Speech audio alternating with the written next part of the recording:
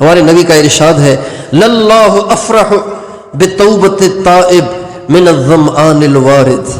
اگر ایک آدمی کو بہت پیاس لگی ہوئی ہو، شدید پیاس لگی، کسی صحرا میں، کسی تھر پار کر کے ریگستان میں، آس پاس کہیں کنواں بھی نظر نہیں آ رہا، کہیں پانی کا نام و نشان نہیں ہے، شدید پیاسا ہے، اچانک اگر اس کو کہیں پانی کا سراغ مل جائے تو گویا زندگی کی دوبارہ سے امید ہو جائے، تو بتائیے خوش ہوگا کہ نہیں ہوگا؟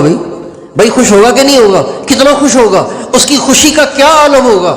ہمارے نبی فرماتے ہیں جتنا اس پیاسے کو، جس کو پانی کے ملنے کی توقع ہی نہیں تھی اور اس کو پانی مل گیا، جتنا اس کو خوشی ہوتی ہے نا، اللہ پاک کو ایک بندے کی توبہ سے اس سے بھی زیادہ خوشی ہوتی ہے. جب اتنے سارے توبہ کریں گے اللہ کو کتنی خوشی ہوگی.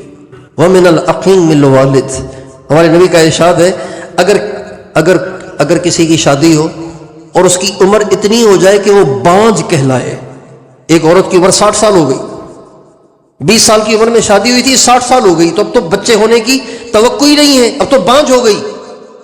ساری زندگی وظیفے پڑھے، دعائیں کی، لیکن اولاد نہیں ہوئی. اب 60 سال کی عمر میں اگر امید ہو جائے اور بچہ ہو جائے تو اس کی خوشی کا کیا عالم ہوگا؟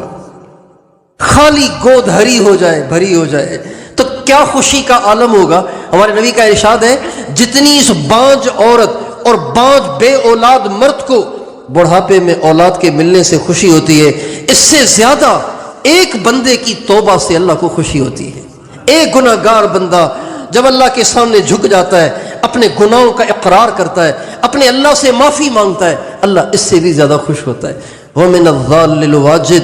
اور وہ شخص جس کی زندگی کا سامان، کھانا پینا اس کے ساتھ ہے اور وہ سفر میں چل رہا ہے، چلتے چلتے جس سواری پہ اس کا سارا سامان رکھا ہوا تھا ایک جگہ آرام کے لیے لیٹ رہا، سواری اس کی گم ہو گئی، بہت ریگستان میں، سنسان علاقے میں، صحرا میں ڈھونڈی لیکن کہیں نہیں ملا. اب دور دراز تک کوئی کھانے پینے کا کوئی انتظامی نہیں ہے اور سواری بھی پاس نہیں ہے. اب وہ زندگی سے مایوس ہو گیا.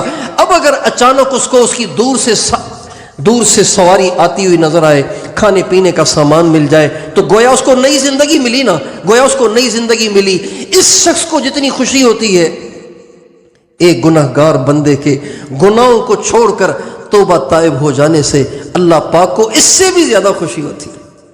تو اب تو ہم توبہ کر لینی چاہیے، اب تو ہم گناہ گاروں کو توبہ کر لینی چاہیے، اس لیے کہ مرنا تو ہم سب نہیں ہے. بھائی کس کو پتہ ہے کہ بوڑھا ہو کے مرنا ہے؟ جوان نہیں مر رہے، بچے نہیں مر رہے، عورتیں نہیں مر رہی، پیسے والے نہیں مر رہے، عہدے والے اور مالدار نہیں مر رہے، سب نے مرنا ہے.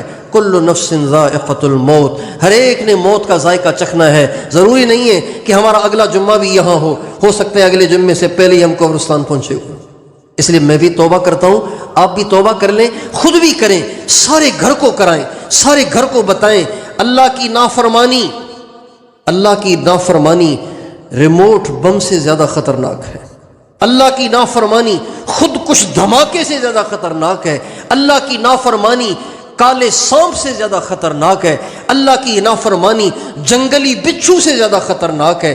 اللہ کی نافرمانی بھوکے شیر سے زیادہ خطرناک ہے. ہم اپنے گھر والوں کو یہ سمجھائیں، ہر مسلمان کو سمجھائیں، ہر ایک سے توبہ کرائیں. کرتے ہیں توبہ انشاءاللہ.